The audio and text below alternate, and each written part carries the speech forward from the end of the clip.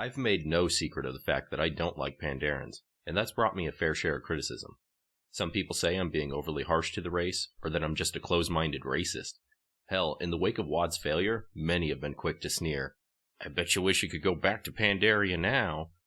Well, yeah, it's easy to play Monday morning quarterback. In retrospect, Miss Pandaria was better than Warlords of Draenor for several reasons. But WoD set the bar so low, most everything looks better by comparison. MoP was like stubbing my toe on a piece of furniture.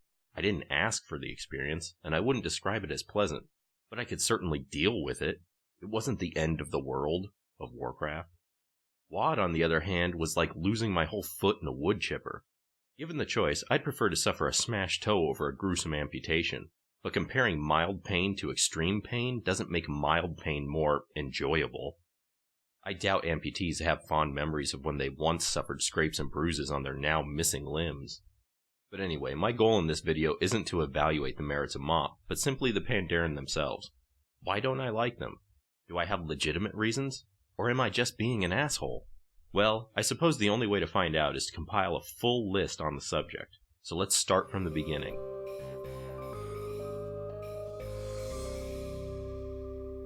Roughly 10,000 years before the events of Warcraft, Orcs vs. Humans, the planet of Azeroth looked much different than it does today.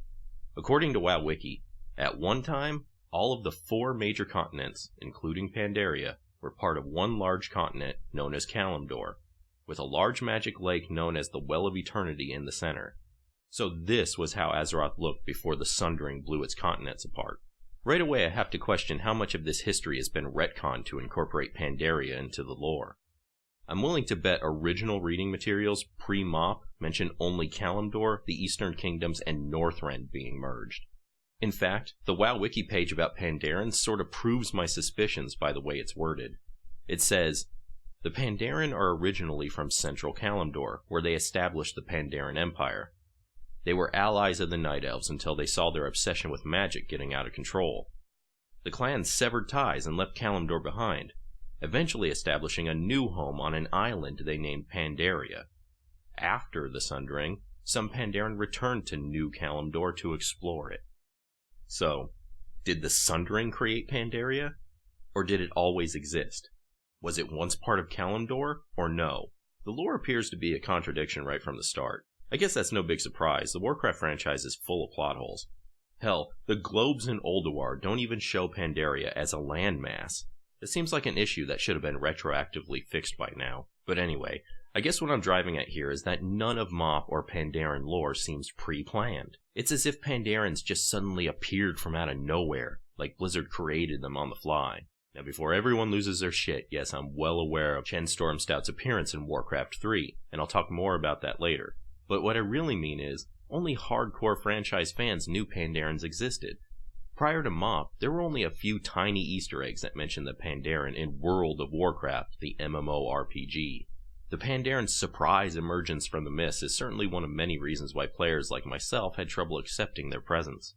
There are no ruins of the supposed Great Pandaren Empire to be found anywhere in Kalimdor, or the Eastern Kingdoms, or Northrend. The obvious reason for this omission is that the creators of WoW, from Vanilla to Wrath, weren't anticipating the Mists of Pandaria expansion, so they didn't prepare for it. The old world revamp in Cataclysm would have been the perfect opportunity to foreshadow the upcoming Mists of Pandaria expansion, by perhaps unearthing evidence of the Great Pandaren Empire, but Blizzard didn't do that either. In fact, they did the exact opposite. There was once a horde quest in the Barrens called Chen's Empty Keg, a reference to Chen Stormstout himself. The mobs that dropped some of the quest items were removed from the game during Cataclysm, making the quest obsolete. It currently can't be obtained or completed, so Blizzard destroyed evidence that the Pandarens existed. Today there's tons of lore surrounding the Pandaren people, but like I said, when it was first introduced, it sounded like it was created on the fly. We took a huge, unexpected sidestep in MoP to accommodate the Pandaren and their storyline. It just seemed cheap, and there was no proper build-up. This awful storytelling element of, surprise, we're here, made the Pandaren seem silly and unimportant overall. Imagine if you were reading the Lord of the Rings trilogy, following Frodo's long journey to cast the One Ring into the fires of Mount Doom. Then all of a sudden, in Book 2, Shang Tsung appears from out of thin air. He organizes a tournament to see who's the greatest fighter in all of Middle-earth.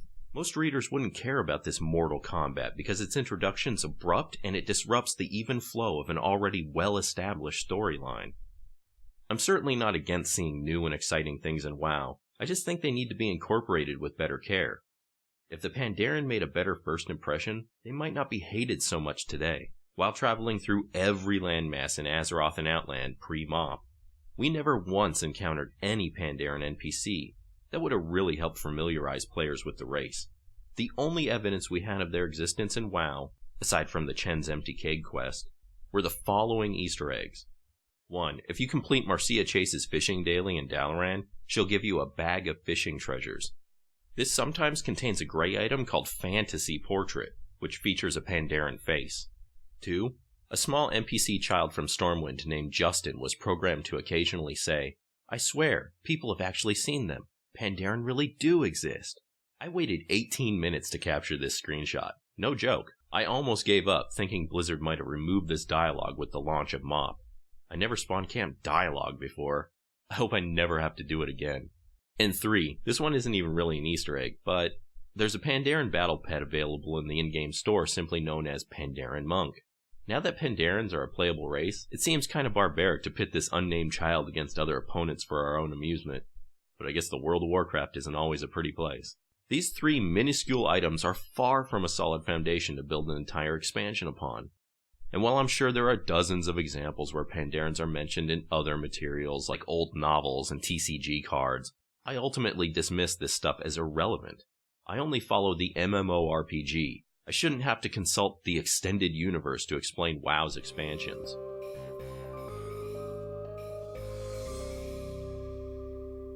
Did you know the Pandaren originated from an April Fool's joke? Blizzard artist Sam Samwise Didier released his comical Pandaren creations on April 1st, 2002, announcing they would be a 5th race for Warcraft 3. On January 10th, 2008, Samwise was on the first episode of the now-defunct BlizzCast show. He said once the joke was posted, players were legitimately excited. They apparently wanted a playable Pandaren race for their RTS game. Samwise was shocked. "Are you kidding me?" he said. "Really? You want to see Pandarens in Warcraft 3 or whatever?"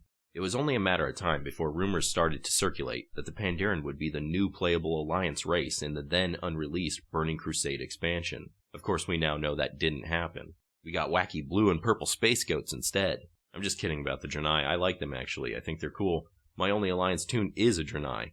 Undoubtedly, they are a bit weird, and perhaps next to vanilla Alliance races, they seem a bit out of place. But I started playing at the launch of BC, so this entire game was strange and new to me at the time. I didn't have any problems accepting them whatsoever. That brings up a pro-Pandaren argument though. Some people ask me how I can be so anti-panda when there are tons of goofy, comical things already in-game. I'm not talking about the Draenei per se, though I'm sure they have their fair share of critics. I'm talking about gnomes and goblins mainly, and all their crazy mechanical inventions that are mostly around for pure comic relief. Well, aside from the fact that these things existed from the beginning, they're also not on the forefront of anyone's radar. Some goblins decided to join the Horde during the Cataclysm just because. They had no extra special stake in Deathwing's fall, they didn't personally lead the assault on Deathwing's spine, and the height of gnome attention was received during Operation Gnomergon, which was nothing more than a fun, short-lived server event. If there was an upcoming WoW expansion called Goblins vs. Gnomes, I'm sure I'd hate it. That's fine for Hearthstone, but I want World of Warcraft to always lean toward more serious content. That's another reason why I was so excited about the initial introduction of Warlords of Draenor. The cinematic trailer looked amazing. It was intense and brutal, like every other WoW trailer besides Mists of Pandaria. Go back and watch those trailers, from vanilla to WoD, and seriously tell me with a straight face that MoP didn't look like a huge disappointment right off the bat. You see a human and an orc fighting one another until Kung Fu Panda shows up and kicks both their asses. Talk about underwhelming. And I know I said I wanted to focus on analyzing the Pandaren and not Mists of Pandaria, but honestly, they're kinda inseparable. After facing Illidan and Arthas and Deathwing, we took a vacation to a peaceful, beautiful land where many players, like myself, didn't want to go. I guess keeping up the previous momentum was kinda hard, or perhaps impossible, and Blizzard needed a soft reset, but that's a difficult pill to swallow for players who crave non-stop action. Maybe the Pandaren received an unjustified amount of displaced anger from players because MoP was more light-hearted than previous expansions, but that's the price they pay for being its mascot. I'll fully admit that the Shahs were scary, cool-looking enemies, but there was a lot of Pandaria untouched by their corruption, and they just didn't seem like a world-destroying menace. This was made abundantly clear in all the questing we did that didn't involve Shahs at all, or any enemies for that matter. Tending to our crops, learning to cook exotic foods, enjoying homebrewed beers. If we're relaxed enough to overindulge in the finer things in life, then that means life isn't so bad.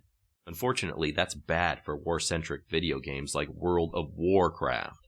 And for those of you who are going to argue that the Shahs were highly dangerous enemies, I'd like to point out that they couldn't even carry their own expansion. Garrosh Hellscream had to step up and become the big bad villain we were missing. Back in Warcraft 3, Chen Stormstout met Rexxar and Durotar. I didn't play this game, but I watched a few YouTube videos and read about the campaign online. They brewed some beers, got drunk, fought against a single alliance incursion, and then Chen split. It's what I'd call an obscure footnote in an otherwise rich history of violence.